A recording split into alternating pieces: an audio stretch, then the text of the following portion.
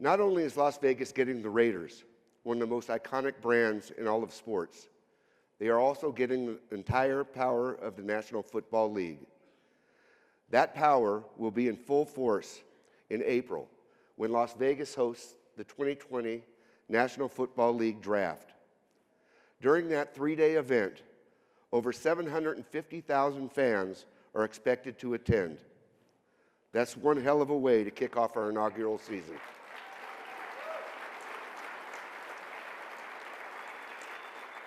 In the future, I'll have a lot more to say to you guys, but right now it's my honor to introduce the Commissioner of the National Football League, Mr. Roger Goodell.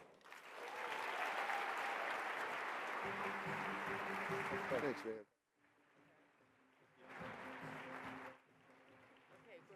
Okay.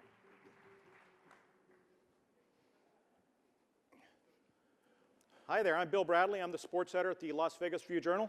I'll be talking to Roger today. All right, Bill. Keep Bill in a good mood, please. Welcome, Roger.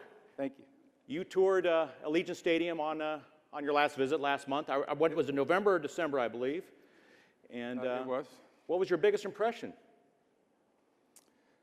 You know, it screams Las Vegas Raiders, and it just, you can see it. It's silver and black. It's in such a great setting coming off of the Strip like that, and it's really the Raiders' true home now, and that's it makes that statement just by looking at it. And I think once you go inside the stadium, you see all the technology and the way that they put the stadium together from a fan perspective, without really missing a beat. And then they have their own, I think, signature items. Mark's dad, Al Davis, loved the flame. Right. So there's going to be a flame in that stadium, which I think is going to really be an iconic part of that stadium. And I think it's something that everybody here in this room clearly is going to be proud of, and certainly we are in the National Football League. Well, that takes in my next question. What will the NFL and the Raiders do for the Valley as a whole? Well, I think, listen, this area, this region, this city, Las Vegas has really done such an incredible job of growing, diversifying, and becoming a world-class city.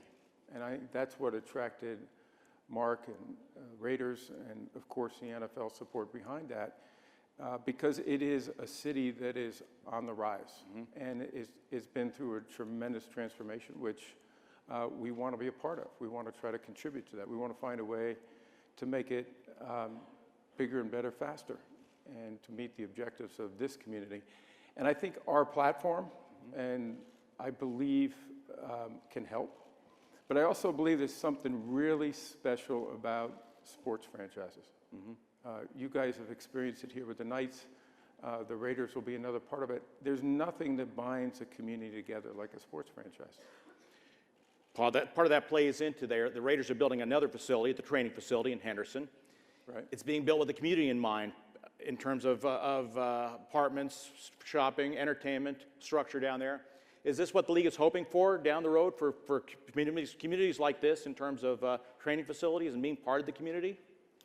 Well, I think NFL and their franchises are part of the community. I think that's what makes us special, is the communities that we're in, we are actively engaged in not what we want to do, but what the community wants to do, and how do we help support the efforts in that community. And I think you're already seeing that with the Raiders. They're now officially the Las Vegas Raiders. They're here, and you're going to see a lot more of them. You're going to see the stadium opening, and you're going to see the draft coming in a few more months. And I think all of that will be a way to give back to the community and ultimately bind the community and those franchises and those events. How can the business community do, what can the business community do to get involved with the Raiders?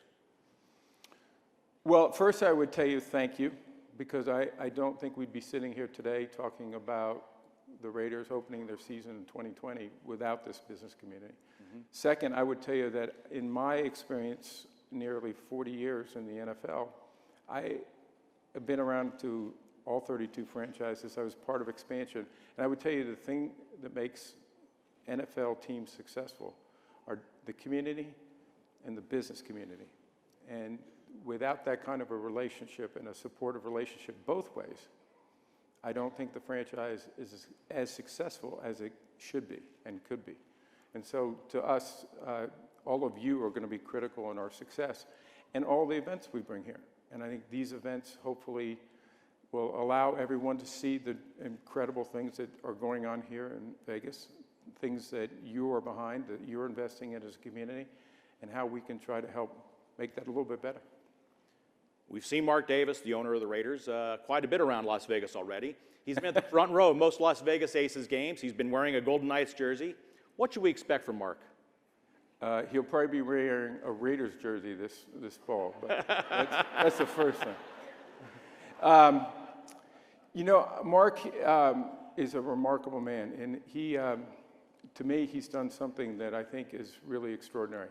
The Raiders have struggled for decades, frankly, trying to find that true home, to get a new facility that is built for the Raiders and for football. And that's what you're all going to experience when you walk over to that new stadium, is when you walk in there, you know you are in the Raiders stadium. And that is, I think, really an incredible achievement that Mark and his vision, the vision of the leaders here in Las Vegas, have really, when they look back at that, that's going to be a crowning achievement, I think, for not just Mark and the Raiders, but I think it'll be something that all of you will look back and be very proud of. So Mark will be engaging the community.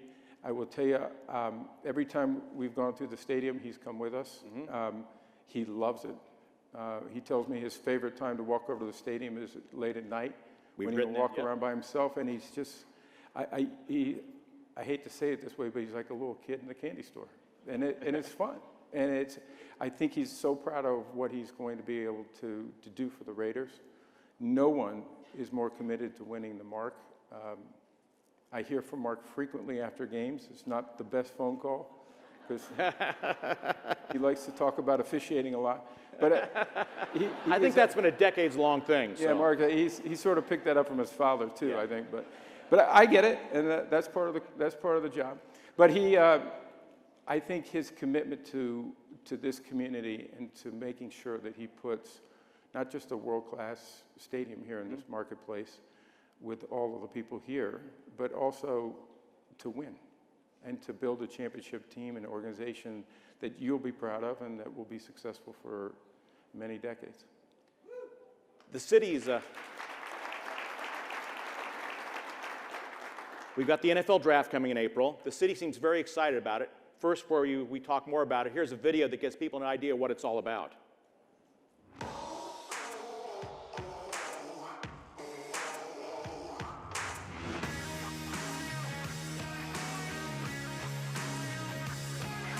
This party. No, this is amazing. And the winner of NFL season's tickets for the next 100 years, Greg Hampton. With the first pick in the 2019 NFL Draft, the Arizona Cardinals select Kyler Murray, quarterback, Oklahoma. For Tampa Bay's pick, I'm joined by Casey Reynolds, a Make-A-Wish kid and a huge Buccaneers fan.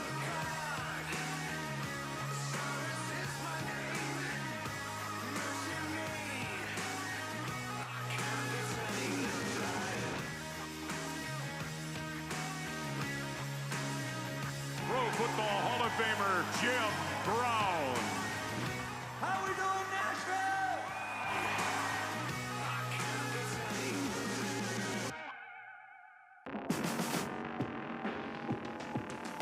Welcome to Las Vegas. Welcome to Vegas. Welcome to Las Vegas. Welcome to Vegas. Welcome to Las Vegas. Welcome to Las Vegas. I'm Steven Jackson, and welcome to Vegas. I can go long, or I can go short. I think the questions are...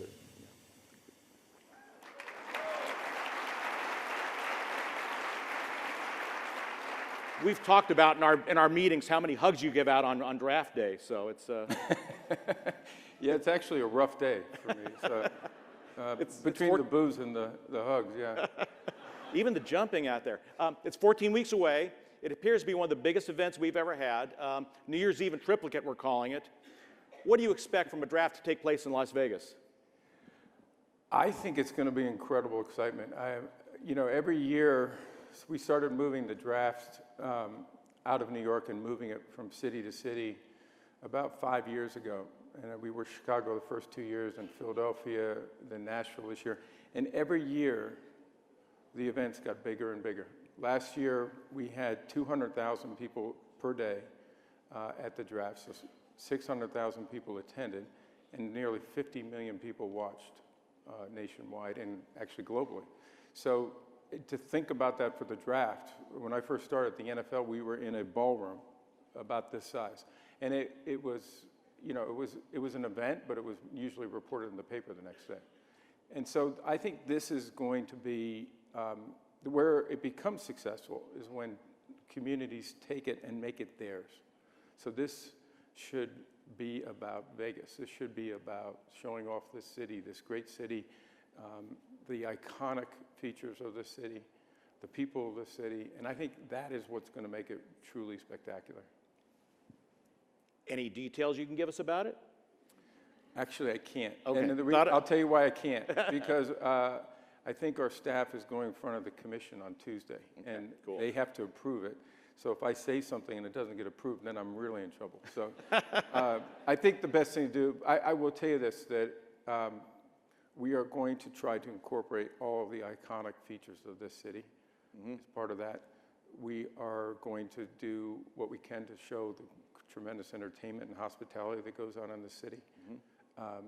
And I think what will come out of that is that you all will be done with that event saying, wow, that was special, and hopefully leave a lasting legacy here in the community that people will look back and say, the draft was a great event here, and we want it back one more day. Sounds like a great event, but let's talk Super Bowl. When you were here last? Whoa, whoa. You said Las Vegas. We got to get to the draft first. Let's get to the Super Bowl. When you were here last in Las Vegas, you said Las Vegas has what it takes to be a Super Bowl host. Can you walk through the process now? It's different now, I guess, that would take for Las Vegas to become a Super Bowl host city. Well, Bill, the first thing you got to do is get to the draft. Right? Once we get through that, then we'll go. But the process, listen, similar to the draft, what we try to do is we try to pick cities that understand the impact it has on their city and have a special way of presenting that and making it bigger and better for our fans. Because fans come from all over the world for both the draft and the Super Bowl. So this city knows how to put on big events. Right. There's no question about that. You have the infrastructure, and that's why I think you're Super Bowl ready. You now have Allegiant Stadium, which is going to be a world-class stadium, which is our stage, ultimately. So you do have everything here. Now it's just a matter of working with the leadership to understand how do you want to execute on that? How do you take the Super Bowl and make it bigger and better? A Super Bowl now has an economic impact of well over $500 million. The draft alone, when we started 5 years ago, I think was in the $80 million of economic impact. Last year in Nashville was $224 million. I believe Las Vegas is going to blow that away. Wow. So.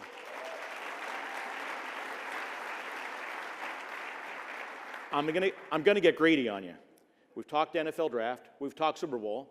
What about left? the Pro Bowl? What does it take to get an event like that? How about kickoff? You have to win the Super Bowl to host the kickoff. Let's talk Pro Bowl. The Pro Bowl is a great event. It's 88 of our top players. As a matter of fact, they'll be heading to Orlando in just a few days. It's one of those events where I think is fun. It gives you a chance to see the other side of our players. We get 10 million people watching it, and I think it would be a great place to have the Pro Bowl right here in Vegas. I think it's a perfect spot for it. I don't know what else is on your list, Bill. We're done for now. The shopping list is done. Do you remember the first time you came to Vegas? What was your perception of the city, and how has it changed? Good. I thought you were going to ask for details. I came to Vegas probably close to 20 years ago. It's my first visit. And, you know, it's an exciting city. You feel the excitement as soon as you come in. You feel the energy. And that was wonderful. And what I see now, though, is a city that's just emerged from, you know, the Strip and to, you know, being primarily a casino-driven town to something that's really quite remarkable. It's diversified in its businesses and its entertainment and its people. And the leadership here has done an absolutely incredible job of growing the city. And we think it's really still at early stages. There's still, that's what's exciting for us. We feel like we can be a part of that, go along for the ride, maybe contribute a little bit here and there, but help make the city get to where it wants to go faster. And so that's what strikes me so much of how it's changed. And while it hasn't lost its core spirit, which I think is so remarkable and so important, and I hope it never does, by the way, but I do see tremendous growth coming in this market. Is that what led the NFL owners to change their mind about okaying this as a home for an NFL franchise? Well, that's a long story, Bill, but no, I do think that was a tremendously important aspect of it because, you know, it was much broader. It was a city on the rise. It clearly wanted to see a sports franchise here. It was willing to invest in a building the kind of stadium that we thought was important to the Raiders franchise. And we all wanted that true home stadium for the Raiders. And this is the place. And I just think it's going to be exciting for everybody. And I think we'll all be grateful that Mark Davis made the decision to come here. The Raiders have had people on the ground already, in some cases for 2 years. People can't wait to buy Las Vegas Raiders gears. What did the reception of the Raiders here tell you about the fans, the way they've kind of embraced the team and it hasn't even played a game here yet? Yeah, well, just more broadly, I'd say the Raiders are a global brand. The Raiders are an incredibly popular team around the world. We like to take them, as Mark doesn't like to hear my call coming when we ask them to go play in London or Mexico. But they are an incredibly popular team on a global basis. The fans here have been extraordinary. They have supported the team through ticket sales, through club seat sales, suite sales. The businesses have bought that inventory. It's just been absolutely incredible. And obviously the support of the stadium to start with. And they just sold out of PSLs as well. And they've sold out of PSLs. They're selling out of everything, which is the good news. And I think the excitement's only going to build with the draft. We spent some time this morning talking about when we'd have the big kickoff here in Las Vegas so that we can do that in a way that makes sense and really build this over the next 6 or 7 months because I think the anticipation is going to be really terrific. We'd prefer the first Sunday night game if you don't mind, okay? I thought you were done with your list. No, I got some others. At least I'm not asking for the combine or anything like that. So we're in the world. We're in the world's home of sports gaming. It's now that it's nationwide, thanks to the Supreme Court ruling. How is that impacting the league, if at all, and how does Las Vegas play into that? Obviously. Well, I think it's something we anticipated was happening. You could see it evolving, and so we've been preparing for it. You know, we think that sports gambling in many ways creates a lot more engagement for our fans. It gives them another opportunity to engage with our game. And fantasy football did that to a large extent. I think this is fantasy football on steroids. Right. It's going to give people a chance to really participate in some fashion. We obviously are very focused on it. We still want to protect the integrity of our game, number 1, 2, and 3, and the people who play it, officiate, coach it. All of that has to be done in a way that is going to ensure that what you see on the football field is real and there's no influence. So that's important. We want to protect our consumers. So we want to make sure that whatever way in which they're engaging, that they can do it safely, correctly, and that they're going to be protected and make sure that it's the highest possible game. And then third would be to try to protect NFL's IP and to make sure we're protecting our data, our official data, our IP, and making sure that we can do that in a way that makes sense for our consumers, but also protects the league. But I think it's going to really be an incredible change. It already has in the short term. We have great new partners, including Caesars here in Las Vegas, and that's given us new energy. It's given us a new perspective on how to engage with our fans and how to continue the success of the league as we go into our next century. Full disclosure for the room, I worked for this man for four years ago. I managed a website that discussed NFL injuries, NFL safety, called the NFL Evolution. How do you assess the effectiveness of the NFL efforts to treat concussions, serious injuries like that, and what else needs to be done? Well, there was a lot of, I'd say, resistance from outside forces about making our game safer, because people didn't believe we could make our game safer for our players and better. But that's always been our highest priority, and it continues to be. So we've had 50 rule changes just in the last 15 years or so that have all been designed to make the game safer, take certain techniques out of the game. And that has been incredibly effective for making our game safer for our players. And I just spoke to a player the other night who just retired, Luke Kuechly, and he said, what we've done with the game to make it safer for our players is extraordinary. And he was very appreciative of it, which shows this kind of class guy he is. Second, in particularly the concussions, we have invested in research and trying to develop state-of-the-art helmets. Last season, 19 seasons, when we're concluding, we had 99% of our players wearing the highest quality helmet. And to me, that makes me proud. And what the results of those two efforts, frankly, are the fact we had a 30% reduction in concussions 2 years ago.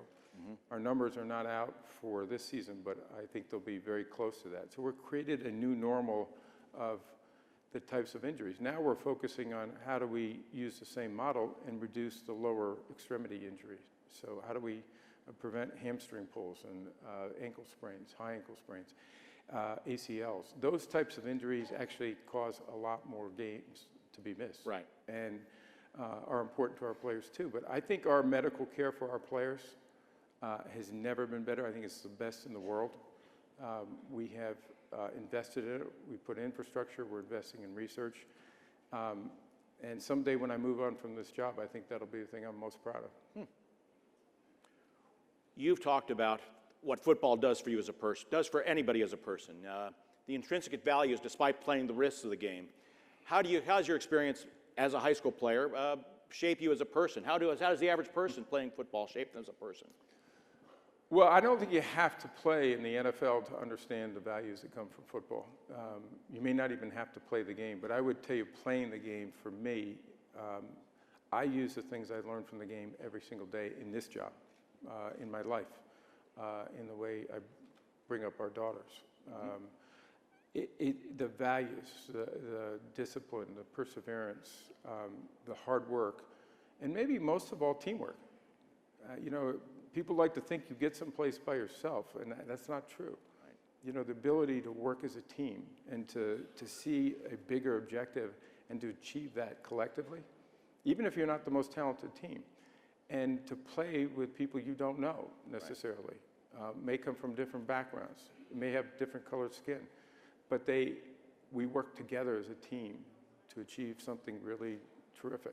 And when that happens, that's magic, and it's something that extends far beyond the football field for me. But I think football is the greatest team sport in the world. And the values I got out of that, I use every day, but I also believe people admire and respect that. I think it's one of the reasons this is the most popular sport here in the States, is because people appreciate that teamwork. They appreciate the work that goes into being successful. And that's why we do what we do. I have a feeling there would be a lot of people in the audience who would not be happy if I didn't ask about the action on the field. We've got two very good matchups in the championship games this weekend. What are your thoughts on Sunday's games?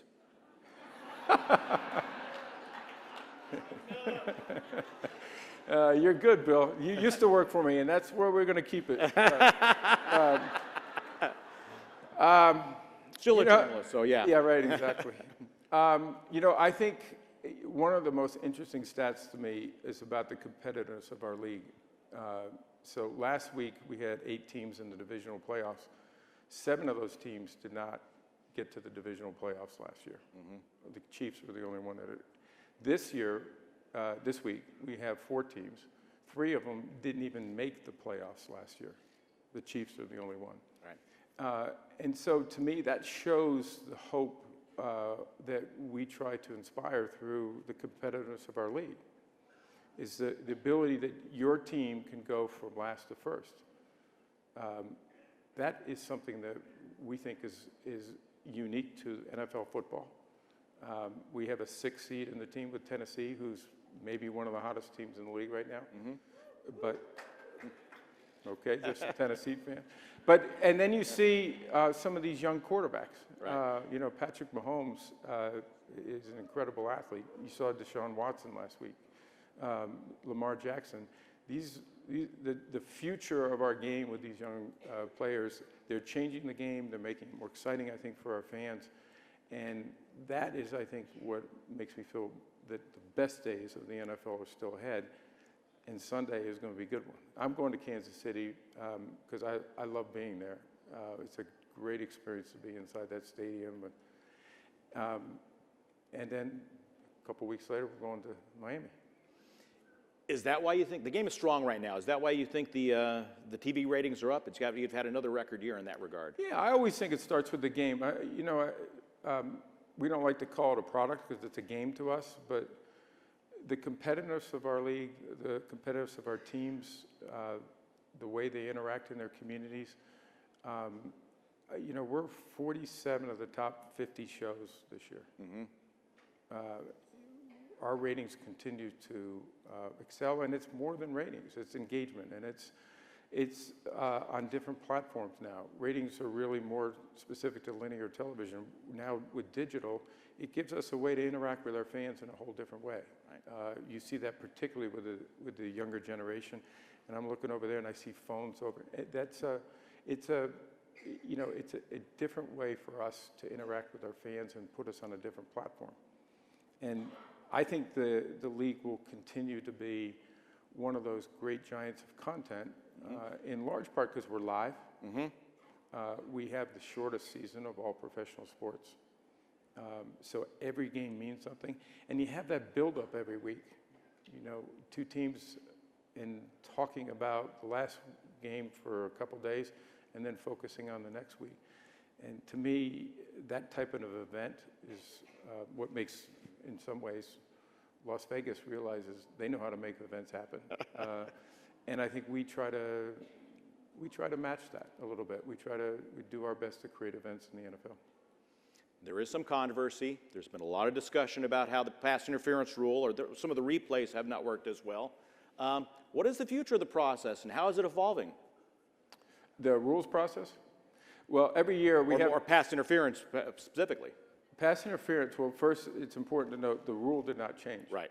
Pass interference rule is the exact same rule. The replay of it that changed. We brought replay in last year, and it was designed to fix the clear and obvious error. Right. It was not designed to make officiating perfect because that's impossible. Right. We all want it to be the best it possibly can be, and we're not going to re-officiate a game. So if it's not clear and obvious, and everybody has their own definition of what clear and obvious is, depending on who you're rooting for and where the call goes. I promise you. But we leave it on the field because the game, while we want to use technology to make it better, we want to avoid the obvious error. We want to make sure the outcome is the correct outcome based on the teams on the field, not officiating or any other outcome. And that to us is what we try to do with technology. So replay's here to stay. It's not going anywhere. Right. We'll have to, like with any aspect of a rule, perfect it. It was in for 1 year. Right. I promise you the competition committee and the coaches, we'll be spending the next 2 or 3 months trying to get that so we can get more consistency. But consistency is the key issue for us. That's ultimately when officiating is great. consistency. Let me add one more point on the replay and, frankly, officiating. I think our officials are extraordinary. The game is so much faster.